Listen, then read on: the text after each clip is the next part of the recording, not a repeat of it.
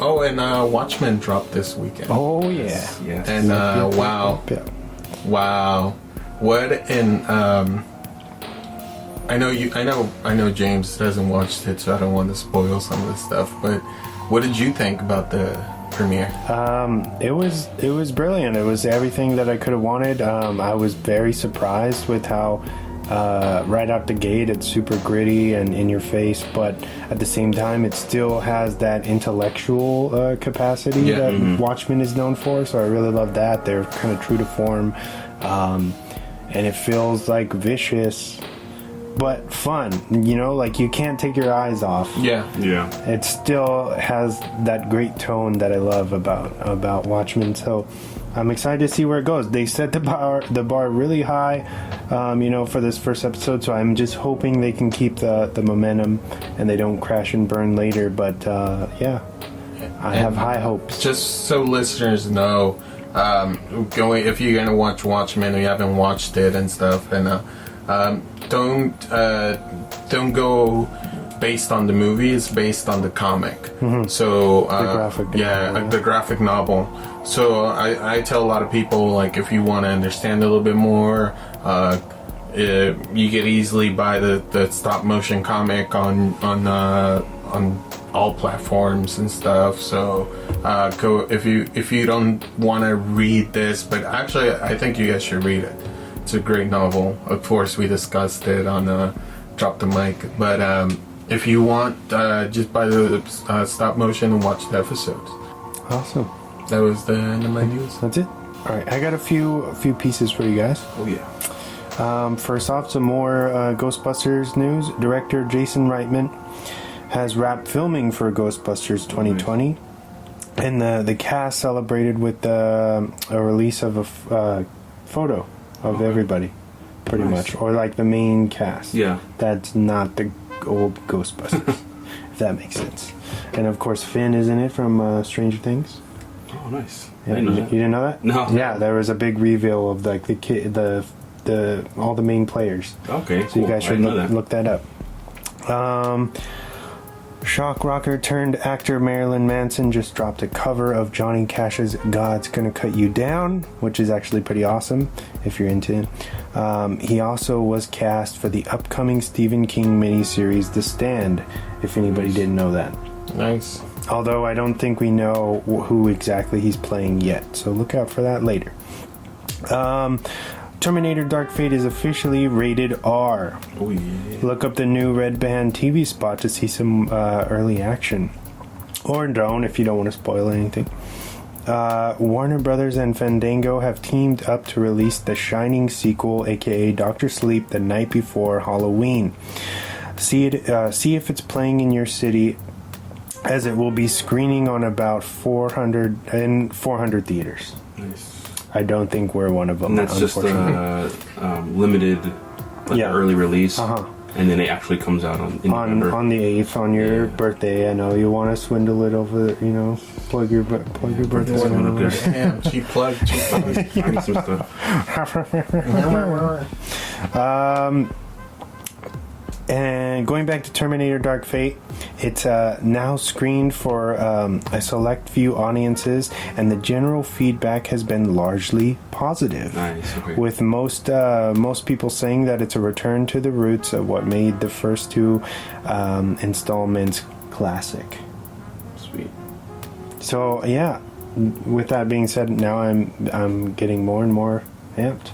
That's cool. They said that Arnold's the best that he's looked since T2. Really? Wow.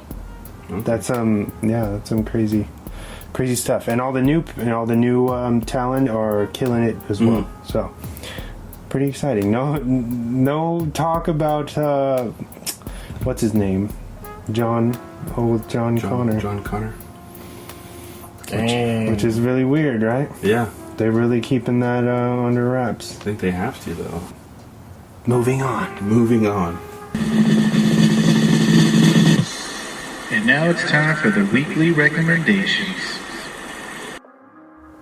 All right, we're gonna wrap back around to you, James. All right.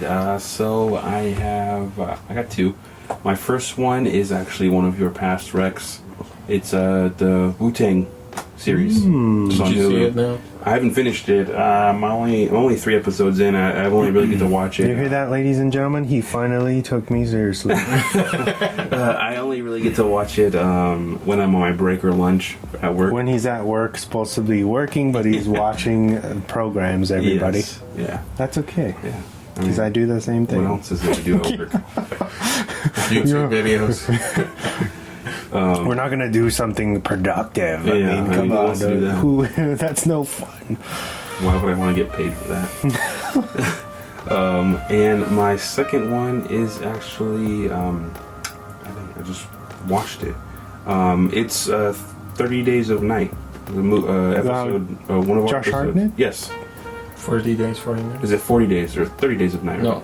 The horror Yeah. one, right? Horror man? 30 Yeah, days, not 30 the days. not the not one the- where he's like, I'm not having I'm not having sex. sex for, yeah. 40 That days one and is a 40 really nights. good movie. That was pretty actually. funny. I like that movie. But we actually did an episode on that, and that was on, it was on TV. So I decided to watch it. I don't remember what network it was on, but I'm pretty sure you can find it. It's obviously screening Yeah, somewhere because of October. of course. But yeah, check out that episode because that was a good one. It is. It's a good movie too. Definitely check it out. Yeah, Cool little take on vampires. it's very killer. Yeah, That's it. those are my 2. Yes. Cool. Diego? I have 3 Oh actually. wow. Okay. One is of course Watchmen. I strongly recommend if you're a fanatic of comic or comic related things, definitely go check out Watchmen. Sorry. Been speaking with a couple of Mexicans today, so my English kind of bear with me. Watchmen. I want to recommend Blow with Johnny Depp. I believe it's streaming on Netflix. Yeah, I think it is. Dang, what a great movie! I love that movie. I haven't seen that movie in a while. I own it, but I haven't seen it in so long. I told Wesley for all our Spanish listeners is that actually this guy from I think he's from Tijuana made an actual corrido of this movie. So go check him out. It's called El Americano. Check him out. Nice. And another one is it's kind of a fun movie. Wreck-It Ralph Breaks the Internet. Oh yeah, Oh, nice. it was a good. It was a pretty good sequel. Yeah, I thought. Family friendly. Yes. Yeah, I thought out of all the sequels that Disney has been dropping, I think this was the most enjoyable. I don't want to bury The Incredibles 2, but not a big fan. But Wreck-It Ralph Breaks the Internet is really good. Cool. I dig it. That was on my Rex, Brad. Nice, good stuff. What do you got, Wes? All right, I have 2, and they're basic in the theaters right now, I believe. So Okay. the first one is Zombieland Double Tap. Oh, nice. Nice. On the double feature of that. Yeah, I did, and it's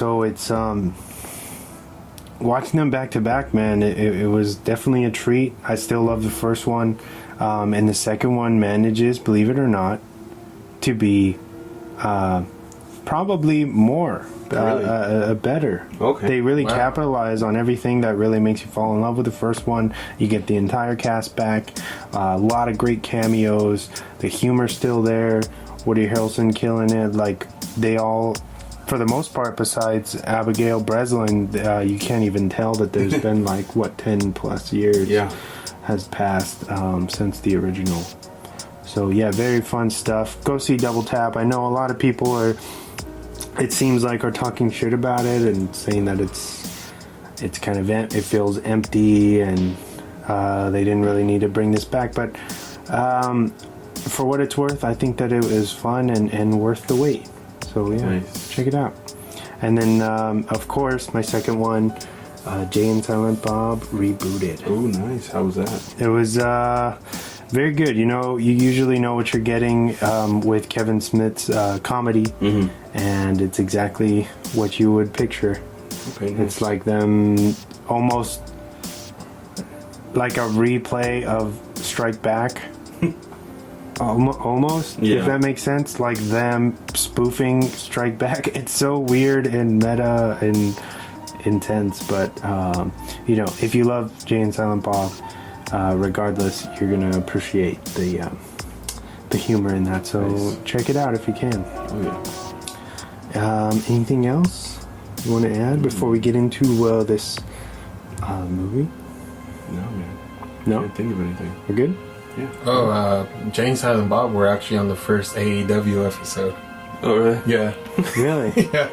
Those two guys are really, really cool. They're like super friendly to fans, and Down to earth? I met both of them a couple years ago. When I remember you. I think you told the story. Yeah, that was just so cool though. I was like, "Can I take a picture?" He was like, "Yeah, man, come on." And then I met Jason last year, not last year, but the year before at Comic-Con. He was trying to get in line to something. I think we were trying to get our badges or something. And he was. I was like, "Oh, Jason, can I take a picture with you?" And he's like, "Yeah, can you let me cut?" I was like, "Yeah." And he's like, cool, let's take a picture. So Wow. that was pretty cool. And then he took off. Like security was like, "Oh, you need to go somewhere?" And he was like, yeah, where's this blah blah blah. And he's like, "Oh, come on, follow me." And they just took him and threw some back way somewhere. It was pretty cool though. Snoochie boochie. Yeah. All right. 5, 4, 3, 2, 1. And now for the movie focus of the week. All right. So this week we're talking about vampires, Yeah. also known as John Carpenter's vampires. Yep. It's rated R. It's 108 minutes, and it's got a 40 on Rotten. It's 40. It's as I said, it's directed by John Carpenter, starring James Woods, Daniel Baldwin, Cheryl Lee, Thomas Ian Griffith, and Mark Boone Jr. For the synopsis I wrote, Jack Crow is a man with a chip on his shoulder. After having his whole family slaughtered by bloodthirsty vampires while in his youth, he's since become the leader for a group of mercenaries who are privately funded by the Catholic Church, set out to destroy as many vampires as they can. But when an ancient relic, which allows vampires the ability to move and feed in the sun, is discovered, Jack and what's left of his team must fight for the survival of humanity. Beautiful. Thank you. Thank you. Speechless. Left me speechless. You know, I try. That one is whatever, but... So what do you guys think about this movie? I want to point something out real quick, and I think I told you right at the beginning of the movie. John Carpenter's like always has that guitar rip. In every I don't want to say every single movie, but the majority of his movies have the same riff, and I love that. But I mean, he does a lot of like synthesizers, like synth wave, creepy stuff. You know, he's well ranged. But when he does his like weird kind of industrial-ish stuff, it's kind of yeah.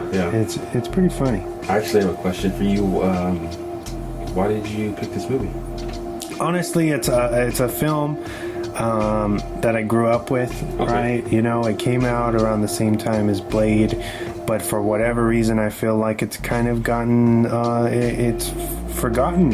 You know what I mean? Like, not a lot of people are talking about this film, and I think that it's a lot better than a lot of the vampire movies that, you know, came out around that time. You know what I mean? Yeah. Just a lot of... They were committed to doing things that a lot of other films didn't.